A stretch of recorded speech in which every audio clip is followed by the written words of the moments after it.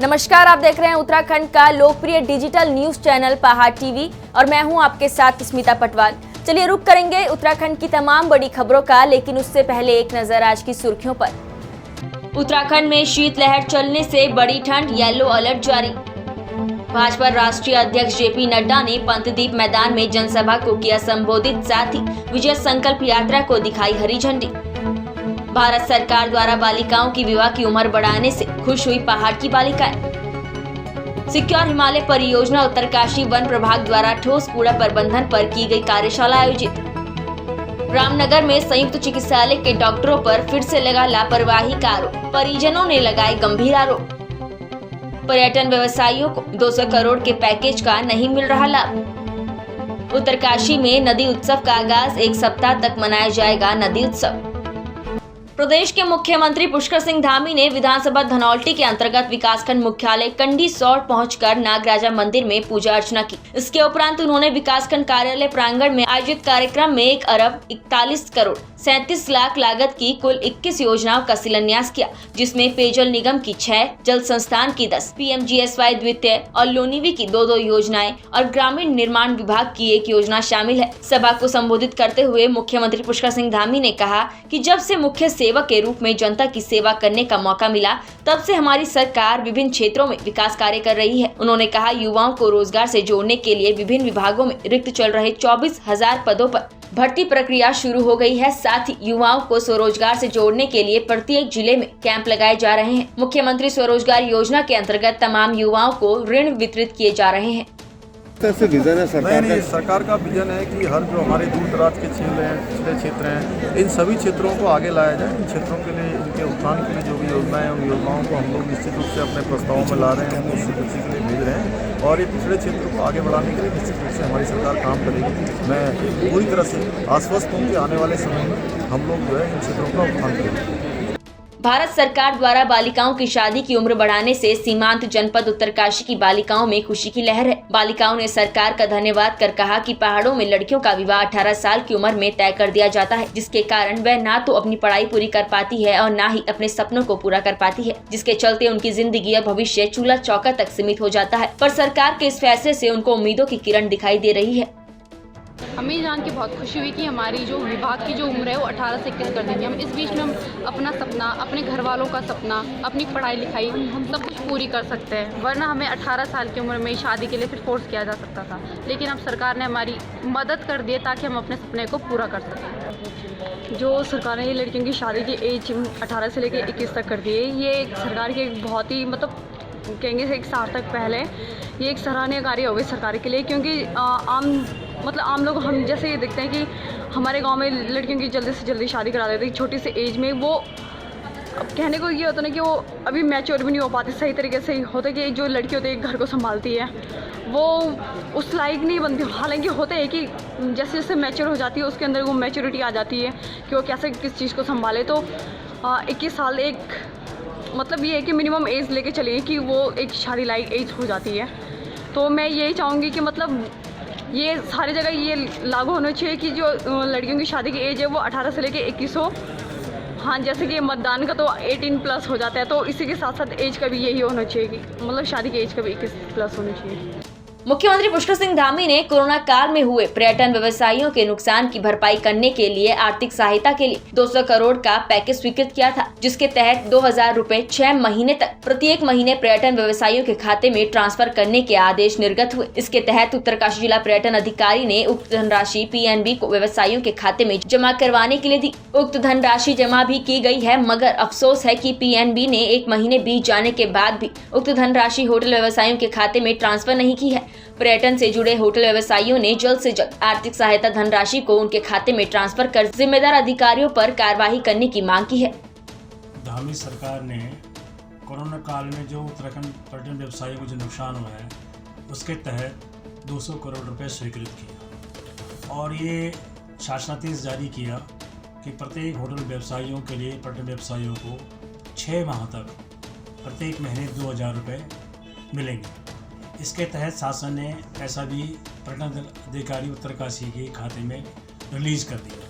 मगर अफसोस की बात है कि पर्यटन अधिकारी ने PNB पंजाब नेशनल बैंक को पैसे जमा कर दिए हैं, लेकिन वहाँ के अधिकारी कर्मचारी अभी तक भी 1 माह गुजरने के बाद भी होटल व्यवसायियों के खाते में 2000 रुपये प्रति माह पैसे ट्रांसफ़र नहीं कर रही है, जिससे सरकार की छवि धूमिल हो रही है। लोगों को कहना है कि सरकार घोषणा कर रही है, पैसा नहीं दे रही है, जबकि सरकार पैसा दे चुकी है, लेकिन ये बैंक की कमी है। इस पर डीएम को और लीड बैंक अधिकारी उत्तरकाशी को संज्ञान लेना चाहिए और तुरंत ऐसे अधिकारियों और कर्मचारियों पर कार्रवाई करनी चाहिए जो व्यवसायियों खाते में 2000 रुपये प्रत्येक माह ट्रांसफ़र नहीं कर रहे हैं।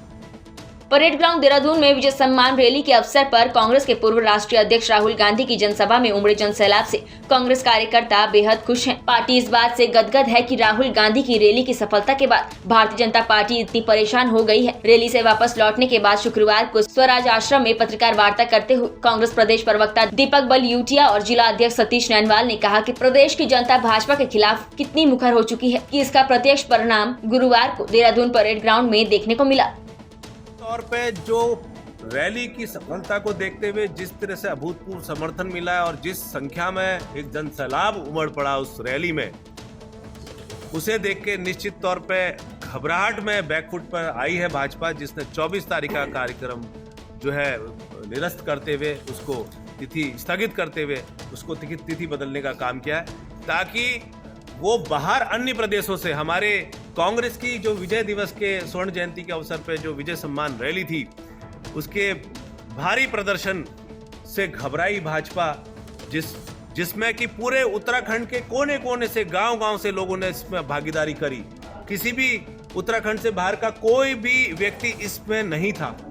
तो इससे घबराई भाजपा जो है अब वो नई रणनीति के तहत जो है इसको स्थगित किया, क्योंकि जिस तरह से आपने देखा होगा कि मोदी जी की रैली में मैदान तक नहीं भर पाया था और कांग्रेस की उसी सभा स्थल में मैदान छोड़िए मैदान के बाहर भी उतना ही आदमी था जितना आदमी मैदान के अंदर।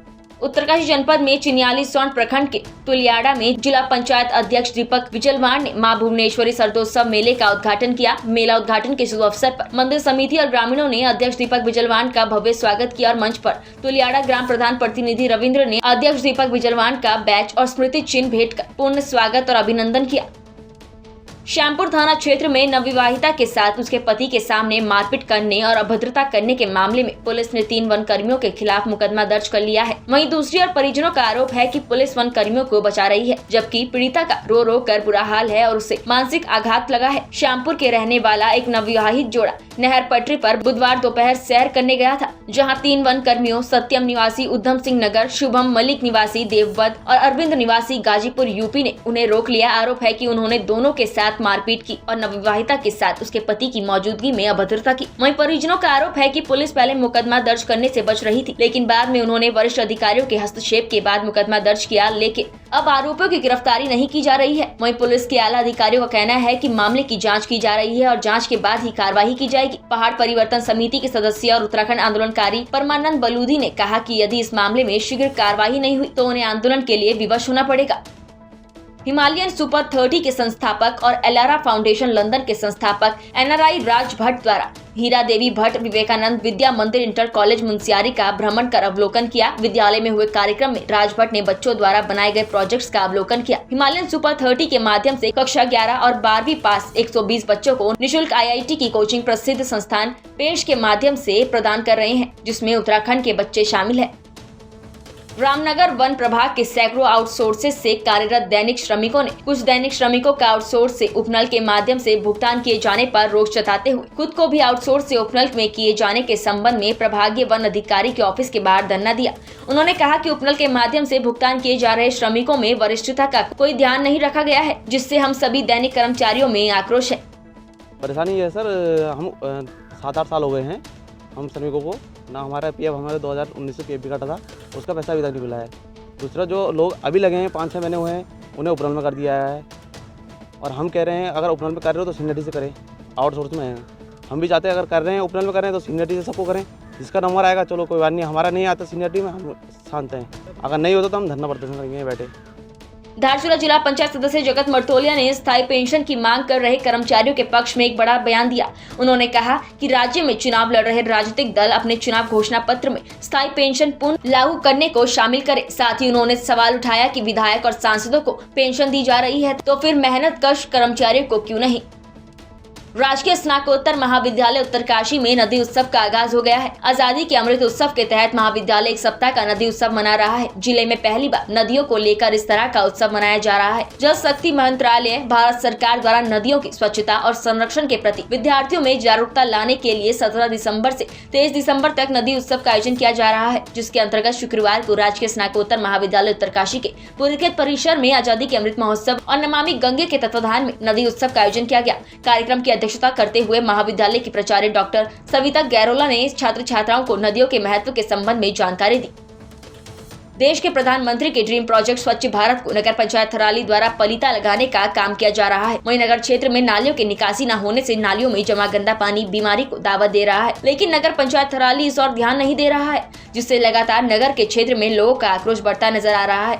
नगर वासियों ने नगर पंचायत थराली पर आरोप लगाते हुए कहा कि कई बार नगर पंचायत को लिखित और मौखिक शिकायत देने के बावजूद भी नगर में साफ सफाई की व्यवस्था न होने से बीमारियों का खतरा बढ़ रहा है।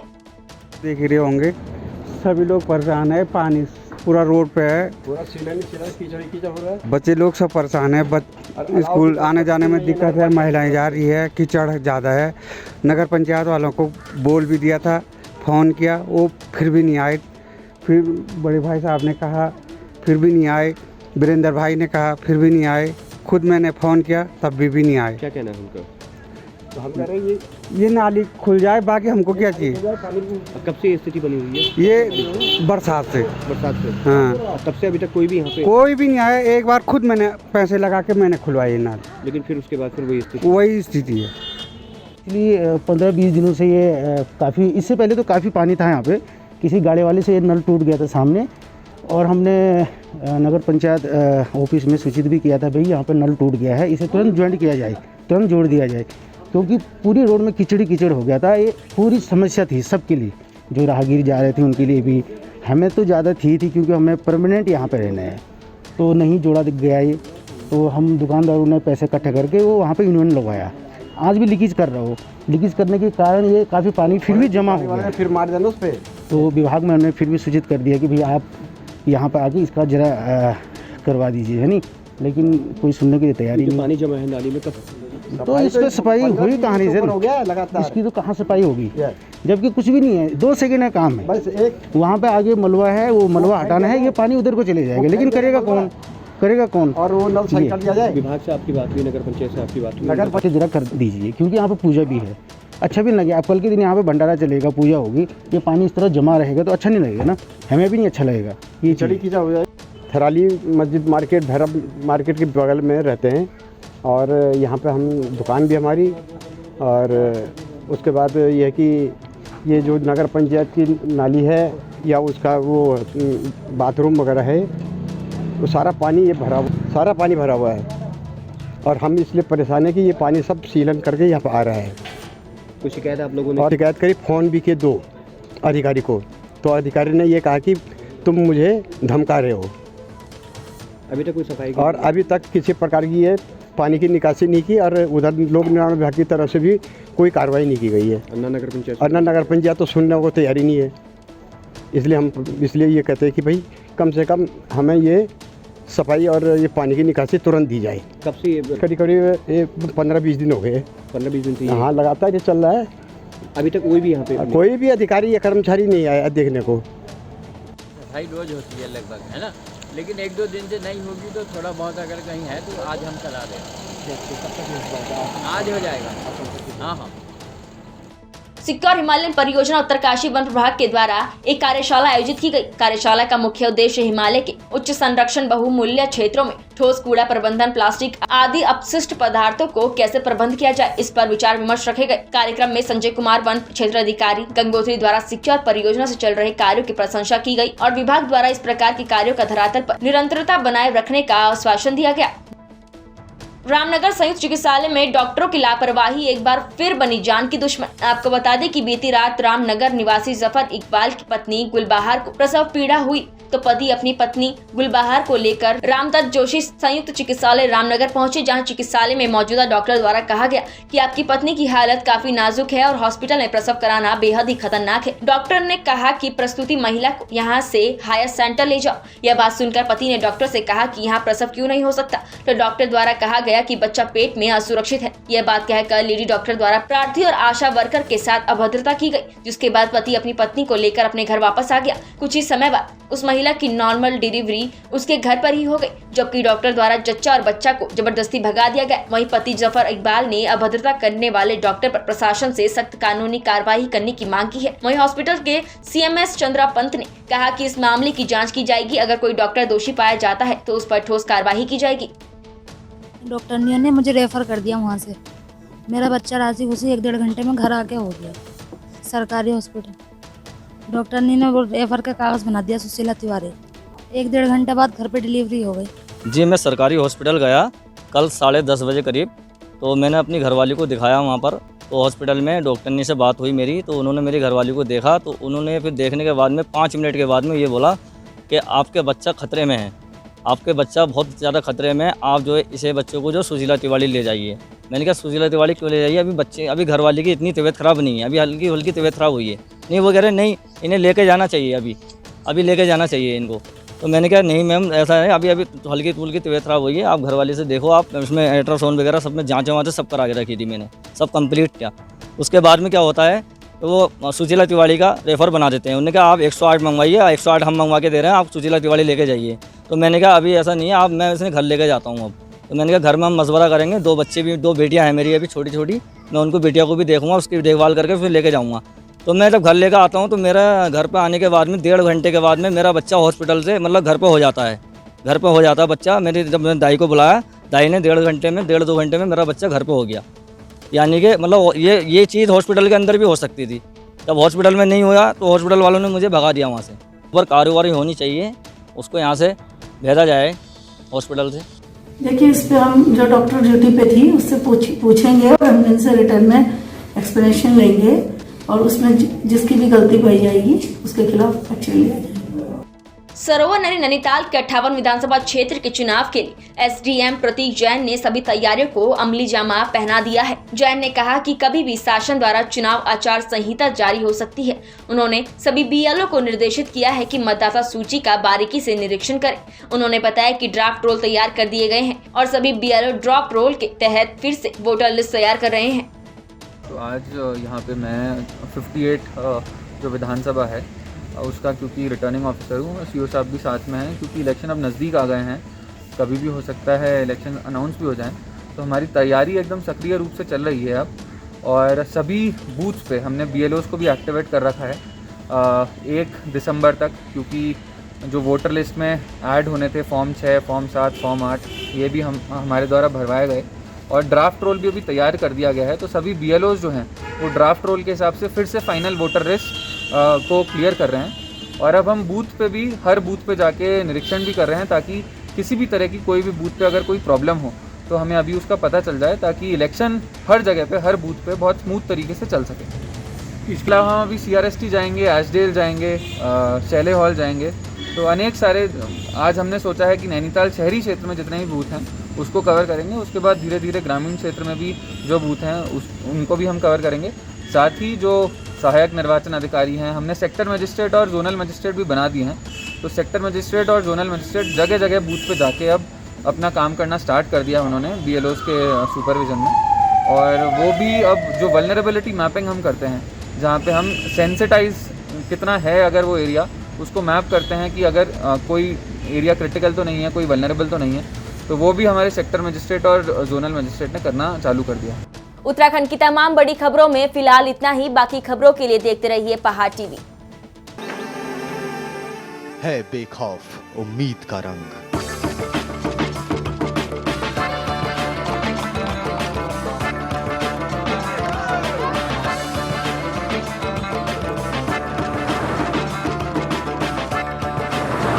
है आस्था भी।